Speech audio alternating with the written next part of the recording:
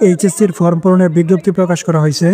2025 সালের এইচএসসি পরীক্ষার্থীদের ফর্ম পূরণটি চলবে 2 মার্চ থেকে 10 মার্চ পর্যন্ত। প্রতি বছরই কিন্তু বিভিন্ন কলেজের উপর অভিযোগ ওঠে যে তারা শিক্ষার্থীদের কাছ থেকে ফর্ম পূরণের টাকা বেশি নিচ্ছে। এবারে কিন্তু সেটির ব্যতিক্রম নয়। এখানে আমরা একটি পোস্ট দেখতে পাচ্ছি যেখানে কিন্তু বলা আছে কাউরাইত গয়েশপুর ডিগ্রি কলেজে অতিরিক্ত ফর্ম ফিল আপের টাকা আদায় করতেছে ছাত্ররা। প্রথমে কলেজের ভিতরে শান্তিপূর্ণ আন্দোলন করার পর তাই এখন শিক্ষার্থীরা রেল লাইন অবরোধ করে আন্দোলন করতেছে। ইতিমধ্যে অগ্নিবীণা এক্সপ্রেস কাউরাইত দাঁড়িয়ে আছে, ট্রেন চলাচল বিলম্ব হতে পারে। অর্থাৎ প্রতি বছরের মতো কিন্তু এবারেও ফর্ম পূরণের টাকা বেশি নেওয়ার অভিযোগ উঠছে, যেটা আসলে কোনোভাবেই কাম্য নয়।